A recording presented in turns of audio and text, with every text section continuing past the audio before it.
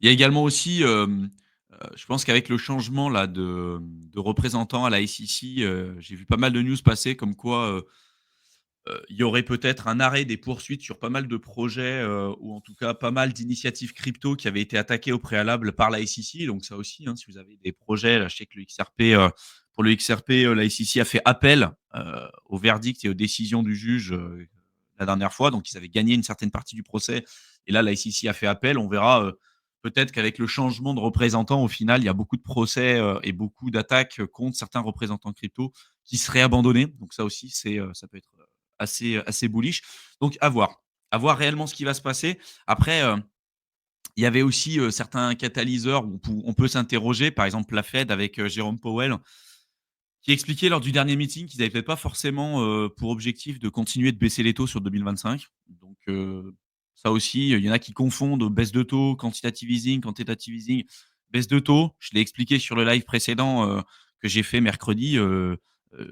Les deux n'ont pas forcément de lien de cause à effet, quoi. Vous pouvez avoir une baisse de taux Mmh. et pas forcément d'impression monétaire, et puis de l'autre côté, de l'impression monétaire et pas forcément une baisse de taux.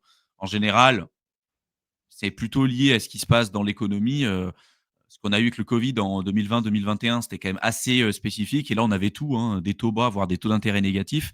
Dans certains pays, on pouvait vous donner de l'argent pour en emprunter, ce qui est quand même une hérésie d'un point de vue économique. Mais on a eu les deux, quoi. On a eu le quantitative easing, l'hélicoptère monnaie, on a eu des taux extrêmement bas. Et même dans des moments comme ça, le BTC n'avait pas réussi à dépasser les 100 plaques, quoi. On s'est arrêté à 69 000. Là, on commence à avoir des baisses de taux. On en a eu pas mal sur 2024. On verra si ça va se poursuivre sur 2025. Et surtout, c'est quelque chose qui peut changer assez rapidement en fonction des chiffres, hein, les chiffres d'inflation qui sont analysés à chaque meeting.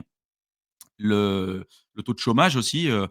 Et s'il y a quelque chose qui se brise dans l'économie, même si Powell explique qu'il n'a pas forcément pour objectif de continuer de baisser les taux, si demain il y a certaines entreprises qui sont en difficulté, les banques prêtent plus d'argent parce qu'elles ont plus confiance, etc. Bon, bah, peut-être qu'ils seront contraints et forcés de baisser les taux et peut-être remettre en place la planche à billets, quoi. Donc, à voir. Ouais, ou peut-être, et même il y a un autre scénario qui pourrait se profiler. J'en avais parlé rapidement sur mon live dimanche sur ma chaîne et je prépare aussi une vidéo là-dessus. C'est tout ce qui va être fiscal dominance en fait et piège à dette Mm.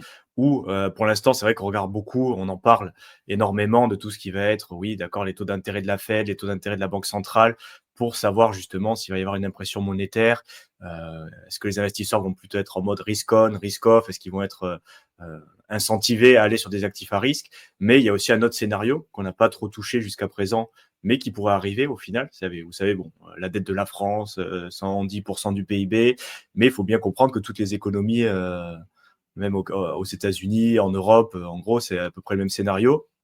On a des dettes publiques qui explosent parce que les États font du déficit fiscal pour financer leurs dépenses, hein, tout ce qui va être protection sociale, bon, toutes les dépenses de l'État. Et on arrive à un moment, au final, où il y a des taux d'intérêt bon, qui ont quand même descendu, mais qui sont quand même assez élevés. Et en Europe, et notamment en France, au final, la croissance du PIB ne vient pas compenser les taux hauts. Et on pourrait se retrouver dans un scénario un peu de piège à dette keynésien, où au final, ben, le coût de la dette pour les États ne cesse d'augmenter, ne cesse d'augmenter, ne cesse d'augmenter. Et au final, on pourrait se retrouver dans une situation où c'est plus ben, les nécessités de l'État en termes de fiscalité qui prend le dessus sur les politiques monétaires.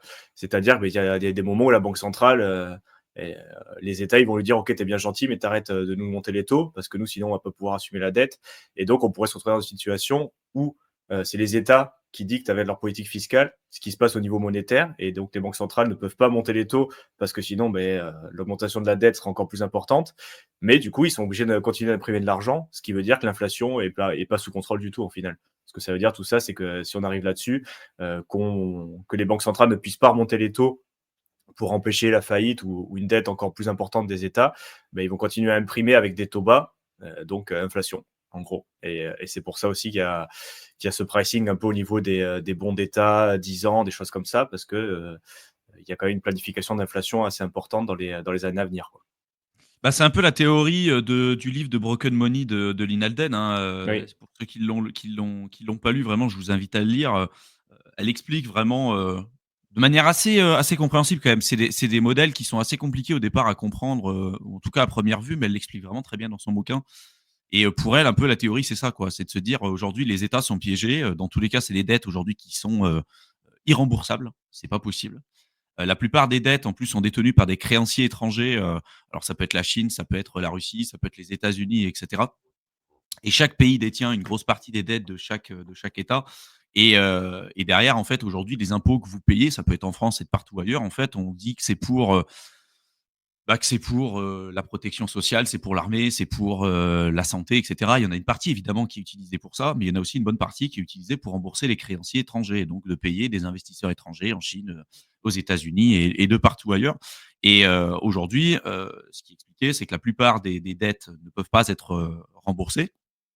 Elles sont vouées aujourd'hui. C'est un peu comme si vous étiez dans une position de surendettement. En fait, si vous aviez le profil de certains États, et même pas forcément des États qu'on dit sous-développés, hein, d'ailleurs, je déteste ce terme, mais on peut prendre la France aujourd'hui, comme tu l'as dit, 110-120% du PIB, on est dans un état de surendettement. Tu as plus de dettes que ce que tu peux avoir comme rentrée d'argent. Et ça, le gros souci, c'est que on est en train d'emprunter de l'argent pour rien que financer nos, pour financer les intérêts Les qu'on intérêts de doit la dette, les intérêts de les la dette, intérêts de ouais. la dette, Mmh. c'est ça. Mmh. On emprunte pour rembourser les intérêts de notre dette. Donc on fait encore plus de dettes pour payer les intérêts de notre dette et on continue de prêter. C'est-à-dire que c'est aujourd'hui, on se dit les États, il y a la possibilité, à ce qu'ils ne fassent pas faillite parce qu'on a encore beaucoup d'actifs. Simplement, regardez les notes, par exemple, rien que pour la France, hein, on était, triple A, on a perdu, 1A il y a pas si longtemps que ça. Puis là, on a encore été downgradé, pareil assez récemment. Heu, des États qui ont fait faillite, on en a connu, hein. Il y a eu la Grèce, il y a eu Chypre, il y en a aussi d'autres, à travers l'histoire. Et c'est pas quelque chose d'anodin. Et dites-vous, vous, à titre personnel, si demain, vous aviez, besoin d'argent à la banque rien que pour financer, les intérêts des dettes qui étaient déjà existantes, je peux vous assurer que la banque vous prêterait pas un copec, hein. Et vous prêteriez pas d'argent du tout à quelqu'un ou même à une entreprise qui se situerait dans ce genre de conformation. Pour autant, dans les Mais États, c'est ce qu'on fait, hein. il On me semble continue que de le taux prêter. d'endettement pour une maison à titre perso, c'est 30-33%, non? Ta capacité d'endettement max Ouais, à titre alors c'est personnel? c'est c ouais, c'est ça, c'est plutôt pour un particulier. Après, tu as des Oui, pour un montages où, particulier.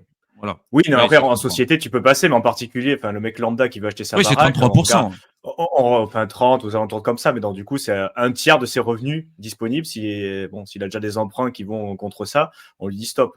Là, c'est 110%. Donc en fait, ils ont maxé leur capacité d'emprunt, ils sont même en leverage, tu vois, par rapport à leur capacité d'emprunt. Donc ouais, il y a tous ces facteurs-là qui pourraient aussi influencer. Donc bien évidemment, on ne sait pas est-ce que ça va se passer, comment, mais dans tous les cas, c'est vrai que ça paraît compliqué avec une dette à 110% du PIB. Le PIB, en plus, qui ont une croissance qui est quand même assez faible, notamment en Europe, avec toutes les régulations. Donc, c'est un peu compliqué de voir comment on va se dépatouiller de cette dette, en fait. Euh, Bah, pour donc, moi, c'est un pas trop scénario, mais possible, très. hein. Oui, non, mais c'est pas possible. Donc, ça passera, ben, soit. Voilà. Très certainement, ça veut dire qu'il y aura de l'inflation, en gros. Bah, de La prévision l'inflation, la plus parce qu'en normale. plus, si tu as de l'inflation, ça permet de diluer la dette et c'est le seul moyen de pouvoir le faire, en fait. Si derrière, Oui. tu ne dilues pas, cette dette, c'est encore plus difficile de la rembourser. Donc aujourd'hui, il y a un intérêt de garder, des taux bas, d'imprimer de l'argent et d'avoir de l'inflation parce que qui dit de l'inflation dit, dilution d'une certaine manière de la dette, au détriment de beaucoup de personnes, hein. C'est pour ça qu'on a les riches qui deviennent de plus en plus riches et les pauvres qui deviennent de plus en plus pauvres parce que les riches détiennent les actifs et les actifs, avec l'inflation, prennent de la valeur. Et les pauvres, bah, en fait, en général, n'investissent pas, n'ont pas la possibilité d'investir, se retrouvent pour les plus riches des pauvres, d'une certaine manière, la classe moyenne, ont une épargne ou des actifs qui surperforment pas du tout, enfin qui n'ont absolument pas de rendement, quoi, des livrets A, des LDD, des LOA. Vous placez votre argent dans des assurances vie ou dans des placements que votre banquier va vous donner qui vont sous-performer, en plus avec des frais super élevés. Donc au final, vous faites grignoter votre pouvoir d'achat avec l'inflation. Et ça, c'est pour une partie des Français qui arrivent à mettre de l'argent de côté. J'ai lu un article la dernière fois qui disait qu'il y avait quand même un Français sur 5 qui déjà le 16 du mois se retrouvait à découvert quand même, hein. Donc Ouais.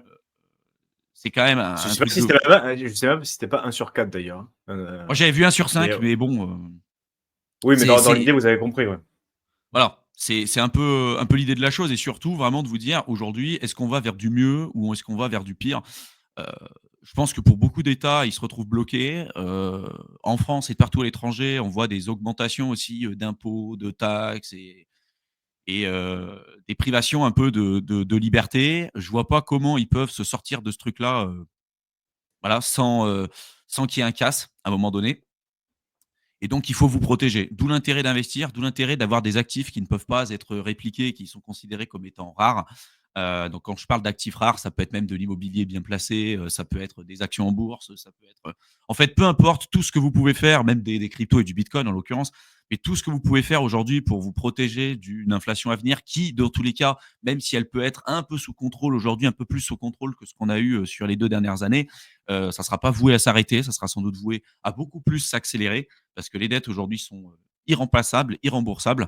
Et donc, c'est soit, au final, on fait table rase et c'est un peu la théorie du grand reset, de dire on fait un reset sur les dettes et tant pis, on dit qu'on ne peut pas rembourser et puis on change de monnaie et on verra un petit peu comment ça se passe.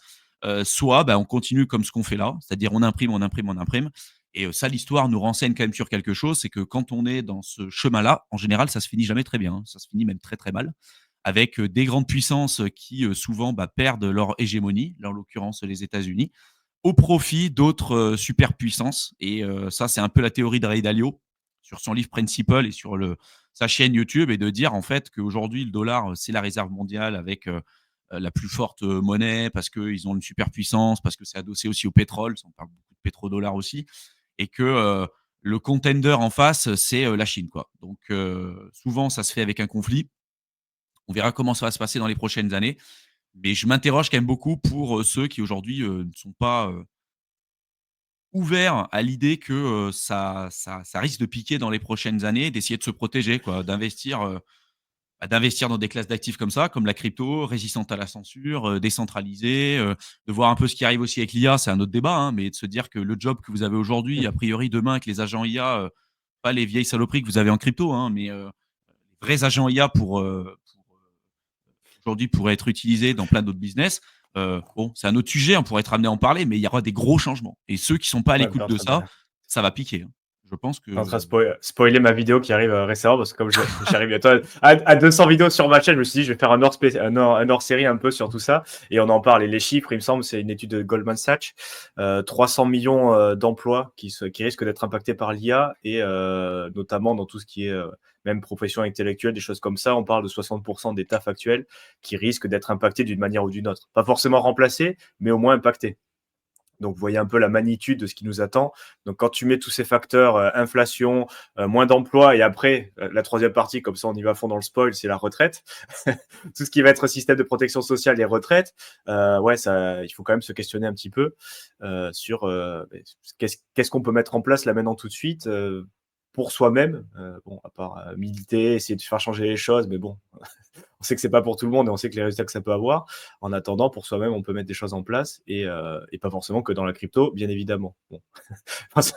On a dévié un peu du sujet, mais bon, c'était le hors-sujet Ah, un peu c'était un peu intéressant. important. C'est important aussi. Et la crypto, ça permet de s'intéresser à tout ça, justement, parce que moi, c'est par la crypto, à lire des bouquins sur l'argent, essayer de comprendre tout ça, que tu amènes à ce genre de problématiques qui, je pense, sont quand même primordiales, parce que bon, tu peux t'en foutre, l'argent, ça m'impacte pas.